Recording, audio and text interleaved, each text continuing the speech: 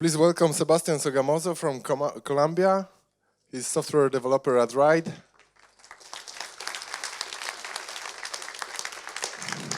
Hello. Thank you, Shimon. Okay, so hello everyone. I know it's late. It's the last talk before the lightning talk, so all of us are tired. We've been going out for at least 2 nights. Uh, so I know a lot of you I might be feeling sleepy, so I want to try to do something different. So please, everyone, stand up for 1 second.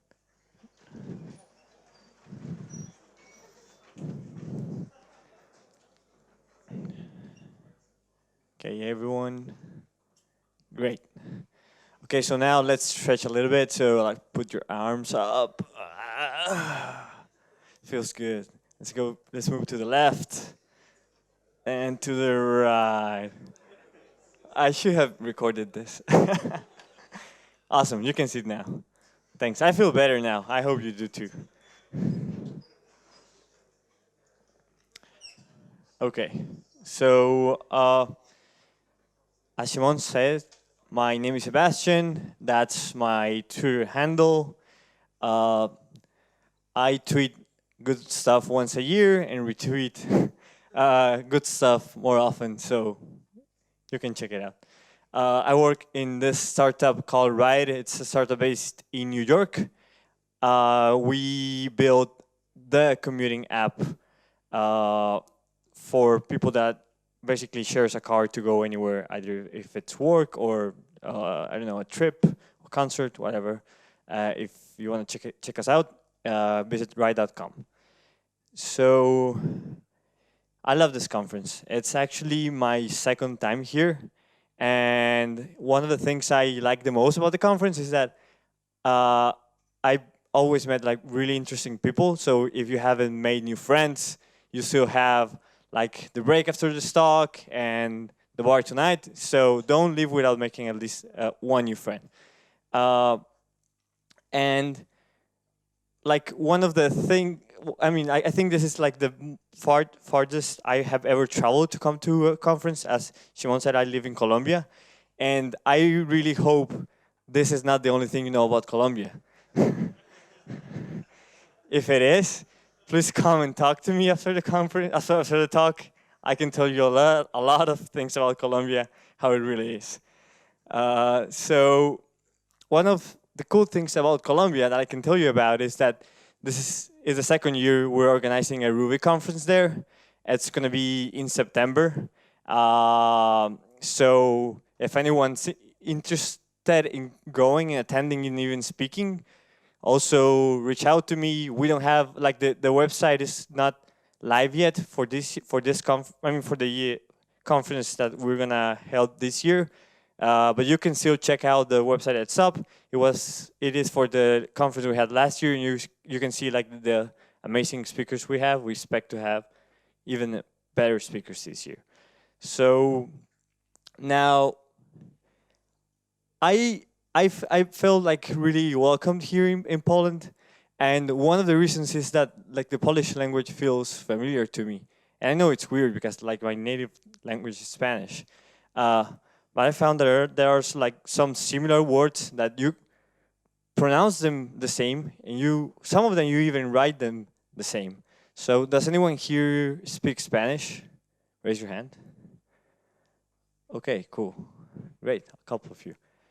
That's good. So you can confirm that what I'm saying is not a lie. I mean, you will be able to. So I'll just mention a few of those words because I think they're really funny. I mean, I hope they are for you too. So this one, uh, I in Spanish I would say ropa. Yeah, I don't know. I think you say it the same way in Polish. Is ropa? Okay, cool. So what does it mean in Polish? In Polish, it means oil, right?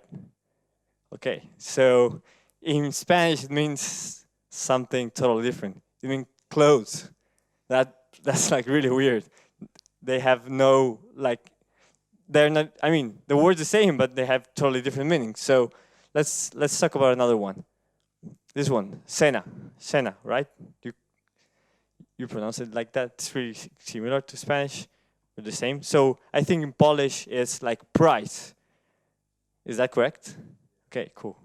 Uh, in English, in Spanish, it's different. In Spanish, it refers to a meal, to the last meal in the day, so to dinner. So that's what you call the last meal of the day, cena. Still, again, sorry, very different.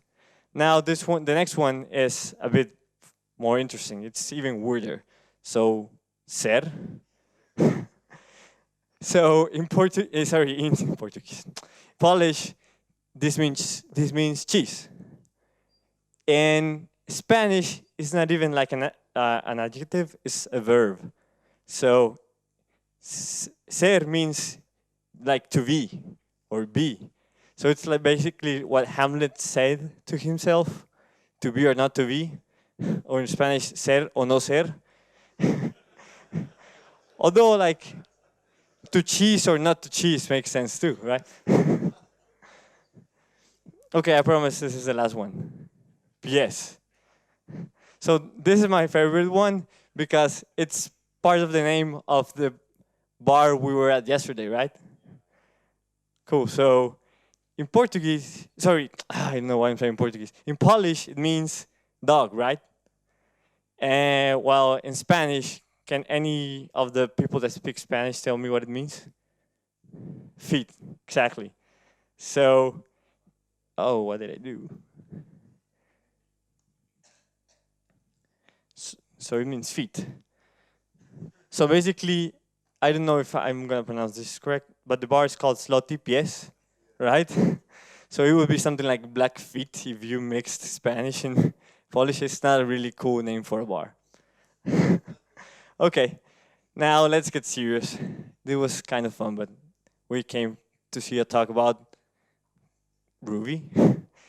So let me start by telling you what's going on. Or telling you a story.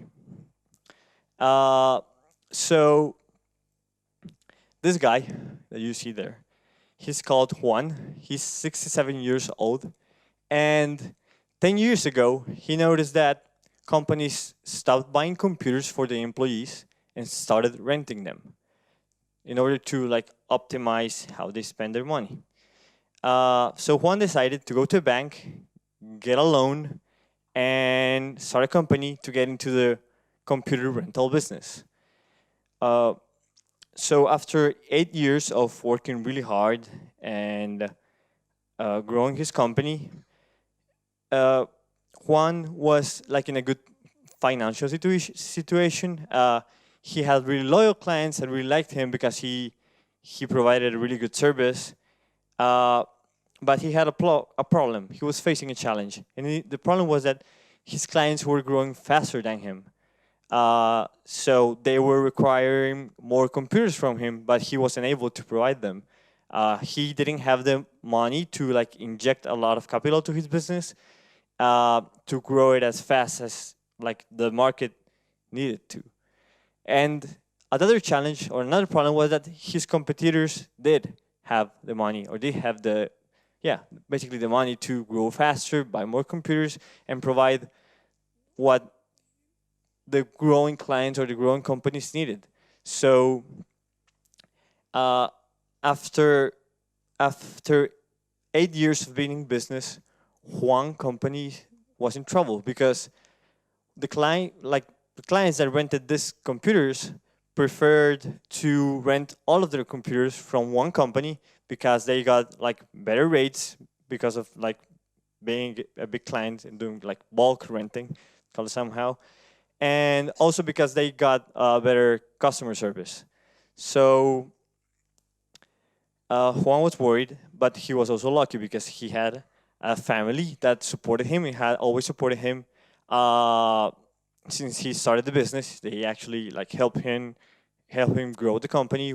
They work with him, so they went like through all of the options they had to make the best decision possible.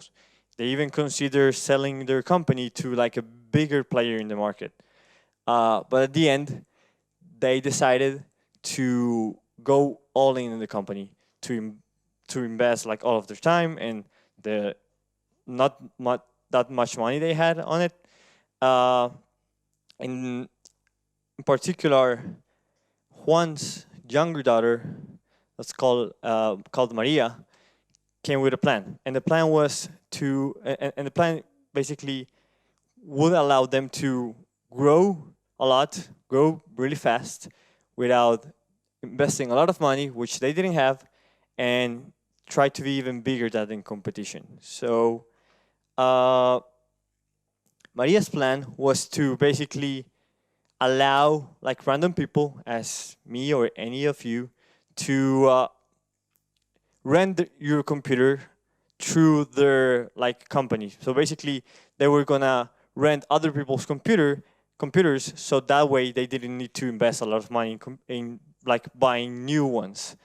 And what they would do is basically like be a broker for computer renting. So basically you would go to them, tell them like how many computers or which computers you wanted to rent. They would offer them to the client, and then when they rented it, they'll pay you for your computer and just basically keep like a fee for the service they were providing. So this was like I don't know, you could say like a new idea, in kind of innovative. So now is where the interesting part of the story starts, and this story is called Dealing with Payments. And by the name, some of you might be imagining that like, yeah, I know how the story ends. This guy Juan ends up like loaded with money, right? Well, maybe, but the second part of the title of this talk is, or of this story is, when making money becomes a headache, and we'll see why. So these two, Juan, remember their names because I'll be mentioning them during the talk. So Juan and Maria, they had a lot of work ahead. So they knew what they wanted to do, but they didn't have anything yet. So the first thing they had to do basically was, since none of them were software developers, get a developer. So they decided to hire some like really young woman developer that a lot of people recommended to them, and she was called Miley. Oh, sorry, not this one. This one. So they hired Miley, and when she got in, they basically explained what the requirements were. So basically, the requirements were quite simple. So they wanted a piece of software that allowed anyone to sign up to like tell them how many computers they had, they were interested in putting up for rent, and like their descriptions. And then they also wanted to like let the people the person that signed up know when the computer was going to be rented, and then be able to pay them through the software they wanted to build. So to pay the computer owner, and for the company that rented the computer to pay them through the same piece of software. And they wanted all of that to be taken care of automatically, or as automatically as possible. So the first thing that Miley noticed is that she needed to integrate with a payment gateway. So she asked Maria, Juan's daughter, so like, which payment gateway should we use? Like, do you already choose one? So Maria was like, what payment gateway? What the hell is that? Like, I just want to get money into people's bank's accounts, so why don't we just like talk to the bank and, I don't know, plug our software to theirs? So Maria was like, no, we can't do that. We have to use a payment gateway. Sorry, Miley said that. So basically, Maria couldn't understand what a payment gateway was. So Miley was really patient and started to explain. So basically, like, imagine that red or pink circle is like our application, our system. In order to process payments, we need to talk to a third party. And that third party is called a payment gateway. So Maria still didn't understand. Like, yeah, I like, that makes sense, but like, why? So then Miley continued. She explained that when basically to integrate with a payment gateway, you need a merchant account, which is something that any company that wants to receive money in the internet needs to have. And that allows the payment gateway to talk to another system, which is called payment processor. So still that makes not a lot of sense for Maria. So Maria had to continue. She was really patient with Maria. So she explained that like a payment gateway can talk to one or even more processors, and that normally the good thing is that like these two services are actually provided by the same companies. So for example, one of those could be Stripe or PayPal. Uh, so PayPal like ring the bell for Maria, so she was kind of understanding where things was going, but she didn't still see a bank there. Like, but where the hell are the banks? Like, I just need to get money into people's bank's account. So Miley continued and explained that the payment processor basically speaks to like three types of companies. One of them is like the brand that gives people cards, such as like Visa, Mastercard, or Amex, and also to like two banks. So basically, one is the bank that gave the user the card, and the other one is like the bank where Maria has her bank account. So that makes sense. Now Maria, although she didn't really totally understand what was going on, she understood that in order for money to move from one bank to another, she needed to use a payment gateway. So the good thing is that like in the past, before like full stack payment gateways, modern payment gateways came to existence. If you wanted to sell something on the internet, you had to at least like sign contracts with two different companies. One was to like get a merchant's account, which you would normally get with a bank or a financial institution, and the other one was the payment gateway, which wasn't able to issue you a merchant account as they do now.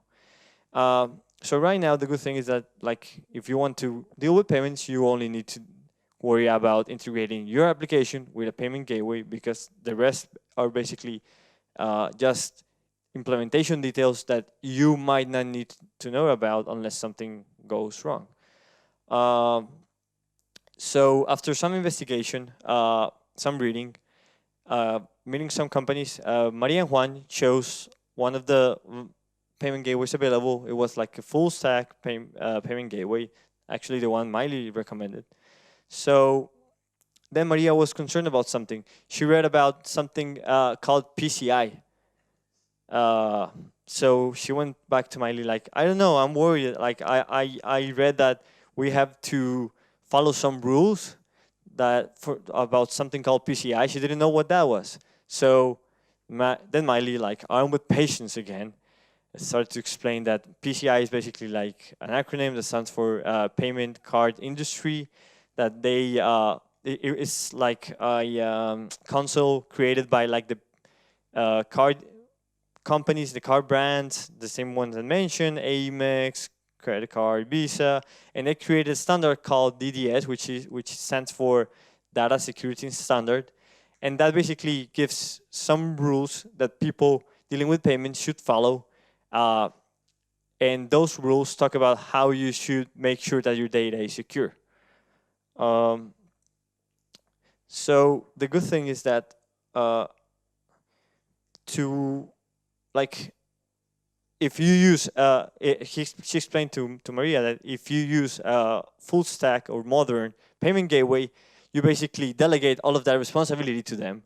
So you can just like not store credit card information on your server. So basically what they needed to do is when a user entered the card, their card data, they should just like send that data straight to the payment gateway instead of sending it through their server, and then just store whatever the payment gateway gave them back, because the payment gateway would make sure that whatever they are responding to wasn't the pieces of data that the PCI standard says they can't store unless they have like a lot of data encryption and follow a lot of procedures that are really complicated, especially for a small company like this. And the only other thing they needed to worry is that like all of the communication with the payment gateway and all of the communication related to payments was done through HTTPS, and they were covered. So after Miley integrated with the payment gateway they chose and like built the other features, they were ready to launch their product. So they launched after a few weeks of like work and testing, and everything was great. People slowly like started to come to their website. More and more people started to use it, like to add computers. It was all good. But as it happens, like with any software that more and more people are using, bugs started to appear. So one client started to notice that the website was like really slow when they tried to make payment. So the companies that were trying to make payments to their website were experiencing a lot of problems.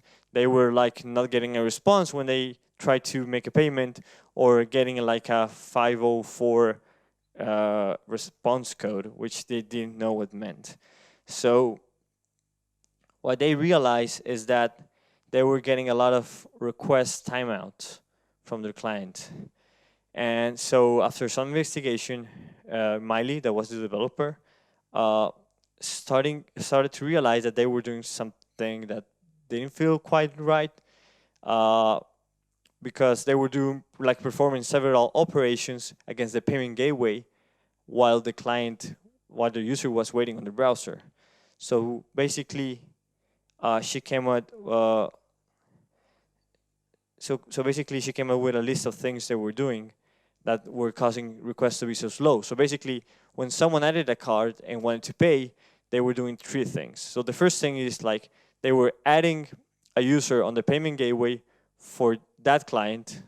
Then they were associating the credit card in the payment gateway to that client. And third, they were trying to charge it. And all of that was done while the client was waiting for a response to their HTTP request in their browser. So that felt really wrong. It was not only like kind of like a bad practice, it was also giving their users a really bad user experience. So Miley came up with a good idea. It was basically like use background workers. So she realized that all of those actions could be done asynchronously. They didn't need to let the user waiting for a response right away. And so she decided to put all of them on background workers. So basically, instead of like receiving a request and just like leaving the user forever waiting there while they did everything, what she did was something like this. So the client hit their web application, then the application would schedule a job for the background worker to perform asynchronously, and then like they could respond to the client right away, so that they didn't have to just like wait forever.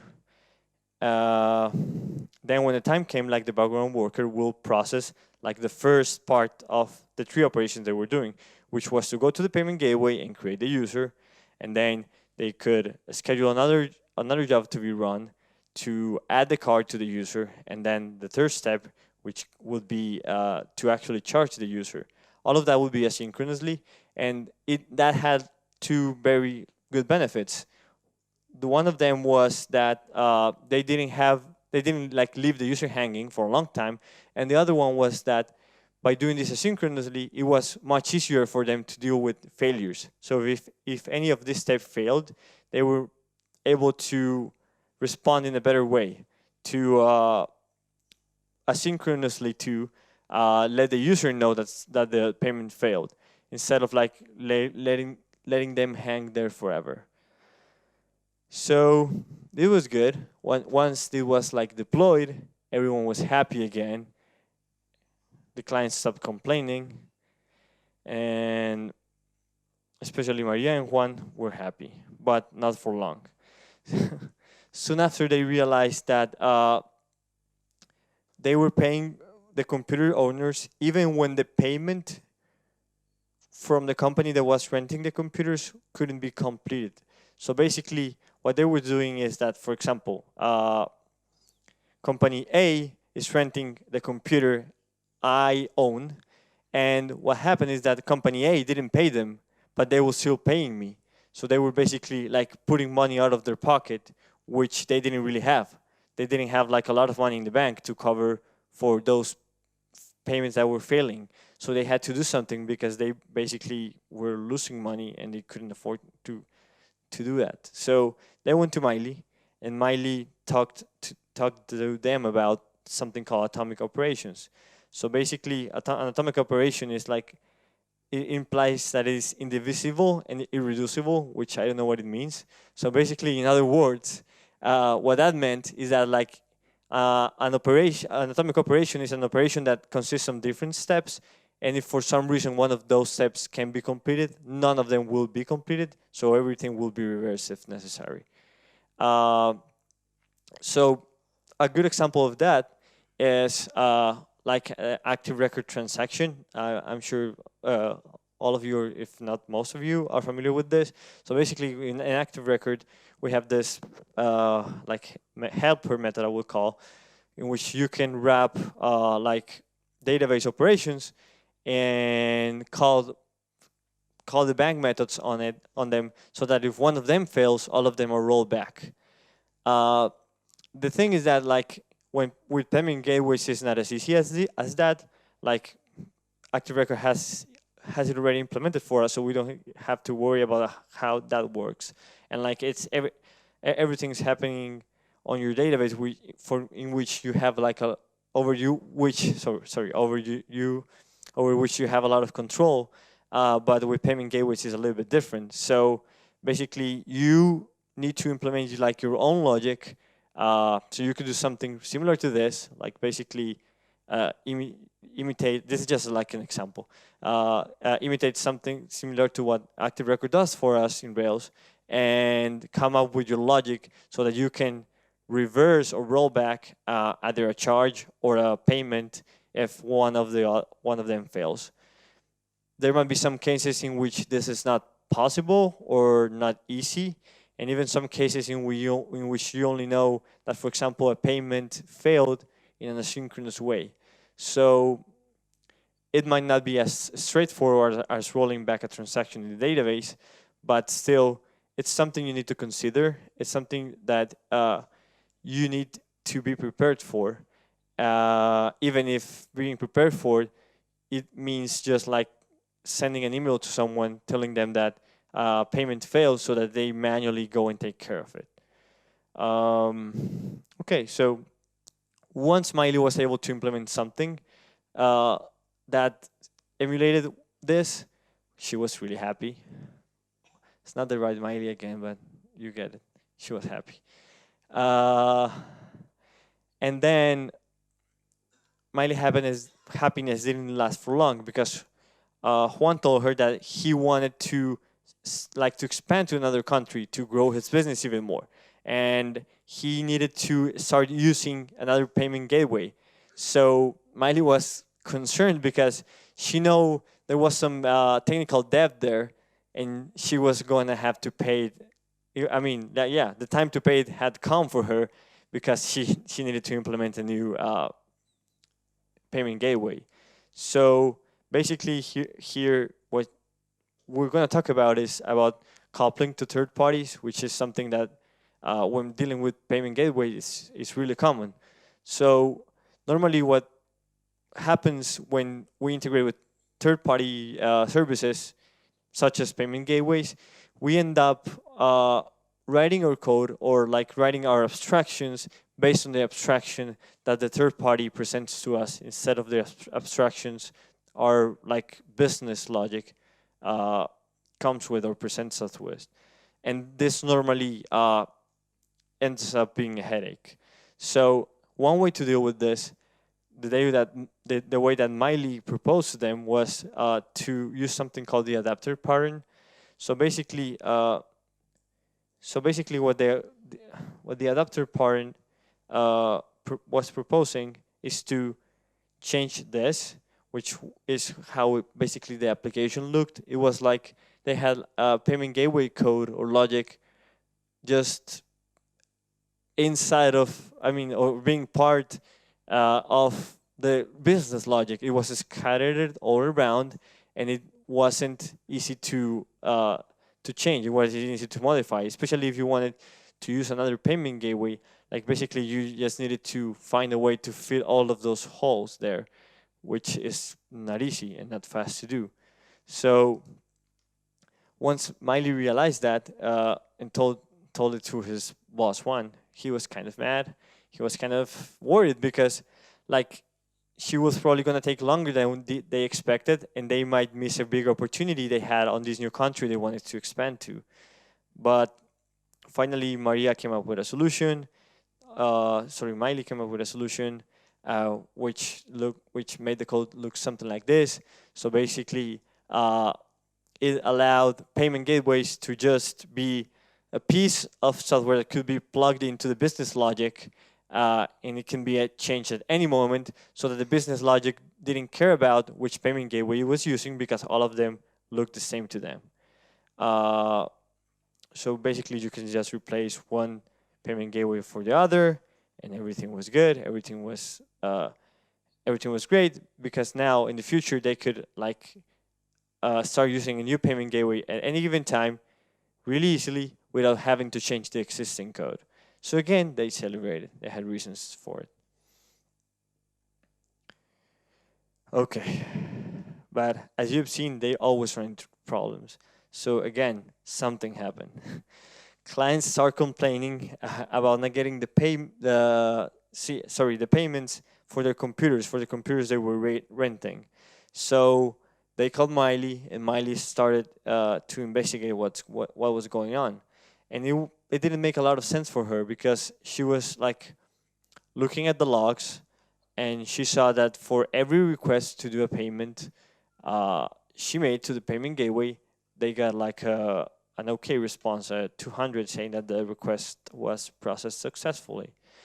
What she didn't know was that payments are normally not processed in a synchronous way. They are done in an asynchronous way. They take some time, not only because of technical of the technical implementation that any gateway has. It is also asynchronous because transferring money to an account requires some steps that depend on banks and not even on the payment gateway. So what she didn't know is that the payment gateway will tell her a few days after she made the request if the payment was successful or not, and she should be waiting for that response and acting upon it. The good thing is that it was really easy to fix this. So basically, like most modern payment gateways, have something called callbacks or events that they send to you if you tell them if you expose a webhook to them, they will basically start sending data there to you, and you can just start processing the data, checking which events have occurred, and then, for example, Miley was able to start knowing if a payment was successful or not, and that was all good.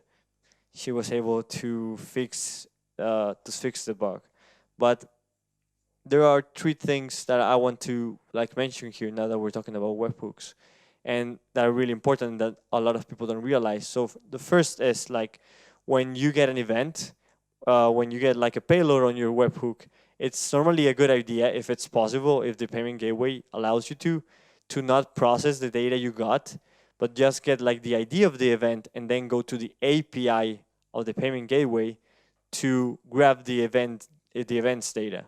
Why? Because if someone gets a hang of your URL and know which payment gateway you're using, they can simulate a payload and just send it to mark stuff as paid without not paying for them, or things like that. I mean, you can add some other layers of protection, but this is something really basic that you should consider if your payment gateway allows you to.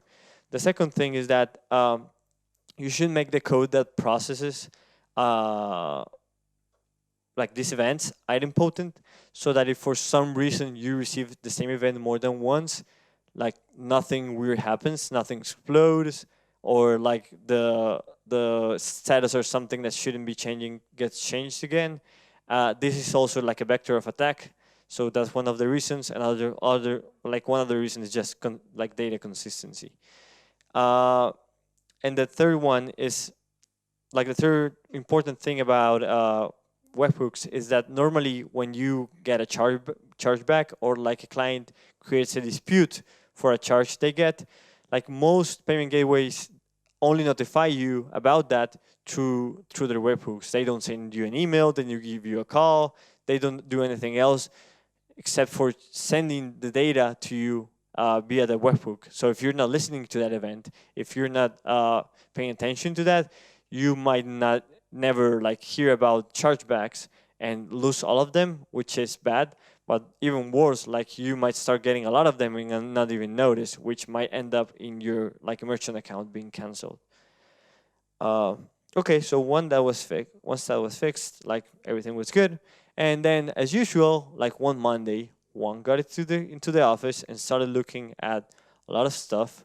One of those things he looked at was like the company's bank account, and he noticed something weird in the balance. Like they had a lot of money, much more than they should. So that normally is a good problem to have, but he was suspicious, and that didn't make a lot of sense to him. So he was wondering, like, where did all this extra money came from? Um, so he called Miley because he couldn't figure it out. And after some investigation, she noticed that like a big amount of payments were rejected by the payment gateway, which was weird. And what's even weirder is that they haven't noticed that before.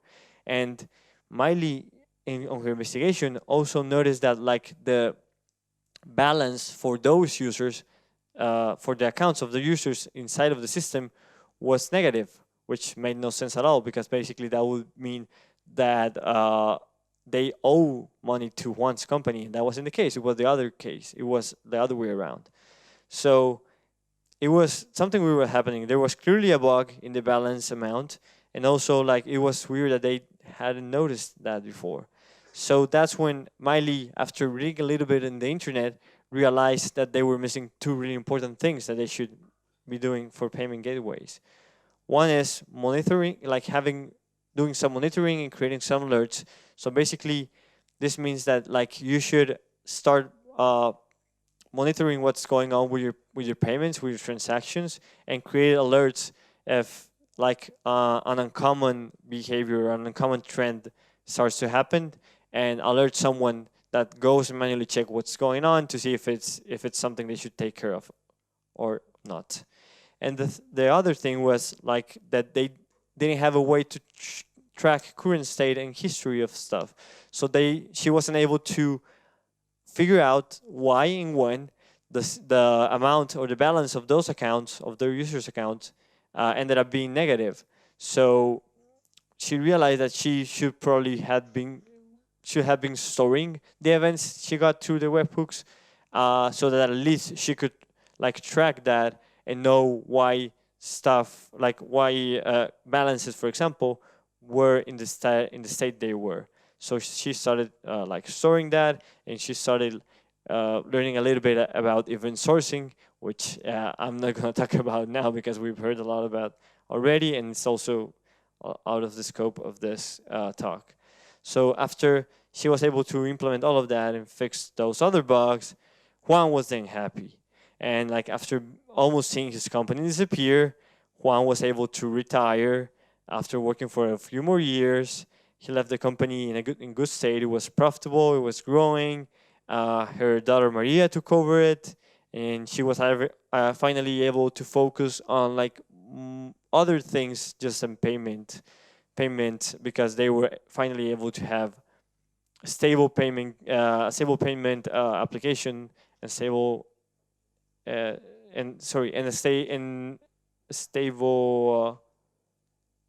a stable code payments application, and their system was finally working fine without any weird behavior. So she could finally focus on some other things. So basically, the whole point of telling you this story, more than presenting you to these two characters and Miley the developer, is to tell you like all of the lessons they had to learn the hard way, which I hope if you are working with payments or end up working with payments at any given time in the future, don't have to learn the hard way either. I think that's it, and thanks a lot for listening.